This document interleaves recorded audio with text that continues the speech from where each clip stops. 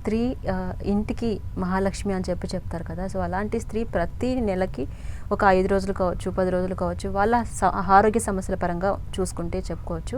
అయితే ఒక స్త్రీ నెలసరి తర్వాత ఎన్ని రోజులకి పూజ చేసుకోవచ్చు, లేకపోతే నెలసరి సమయంలో పాటించాల్సిన నియమాలు అంటే కొన్నిసార్లు ఇంట్లో ఏది ముట్టుకోవద్దు అని అంటారు.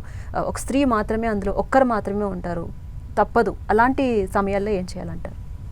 ఇక్కడ మనకేంటంటే ఆడవారికి నెలసరి సమయం ఎప్పుడు వస్తుందో ముందే తెలుస్తుంది. ఈరోజు ఈ డేట్కి వచ్చింది అంటే వచ్చే నెల 2 రోజుల ముందో 4 రోజుల ముందో అది ఆడవారికే తెలుస్తుంది. 2 రోజుల ముందు వస్తుంది, అన్ని రోజుల ముందే.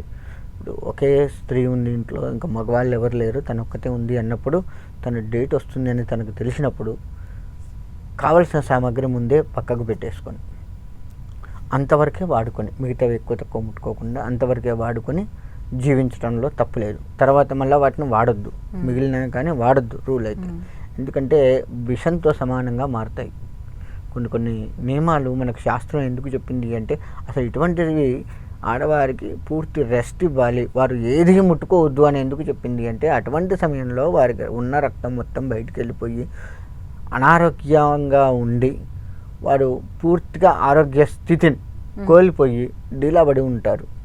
కాబట్టి అటువంటి వారికి పని చెప్పకుండా ఉన్నట్లయితే వారి ఆరోగ్యం మెరుగుపడుతుంది అని చెప్పేసి అసలు ఆడవారు ఆ నెలసరి సమయంలో ఏ పని చేయొద్దు, ఎవరి కంటా పడవద్దు అని వాళ్ళకు ప్రశాంతమైన జీవితాన్ని ఆ 5 రోజులు ఇస్తారు. ఏది మాట్లాడకుండా, ఎక్కువ తక్కువ మాట్లాడకుండా, ఎక్కువ తక్కువ ఎవరిని కలవకుండా, బయటికి పోకుండా చక్కగా ఇంట్లో. ఇప్పుడు భార్యాభర్త ఉన్నాడు, భర్త వండి పెట్టాలి ఆ 4 రోజులు. వారికి ఎన్ని రోజులు అయితే ఉంటుంది అన్ని రోజులు, 3 రోజులు ఉంటుంది. అసలు శాస్త్రం అంటే 5 రోజులు. ఇప్పుడు 3 రోజులకు కుదించారు మన పరిస్థితులను బట్టి 5 రోజులు. మీరు అన్నట్టు ఇందాక ఆరోగ్యం బాగాలేని వారు కొంచెం ఎక్కువ బ్లీడింగ్ అయితే అవి కూడా పాటించాల్సిందే, తప్పదు. అలా అయిపోయేంత వరకు పాటించాలి. ఆ సమయంలో భర్త వండి పెట్టాలి, లేదు అత్తామామలు ఉంటే వండి పెట్టాలి. అమ్మా నాన్న, పెళ్ళి కాలేదు అమ్మాయికి, అమ్మా నాన్న వండి పెట్టాలి. వాళ్ళ హాస్టల్లో అది ఇది వాళ్ళు వండి పెడతారు ఎట్లాగో.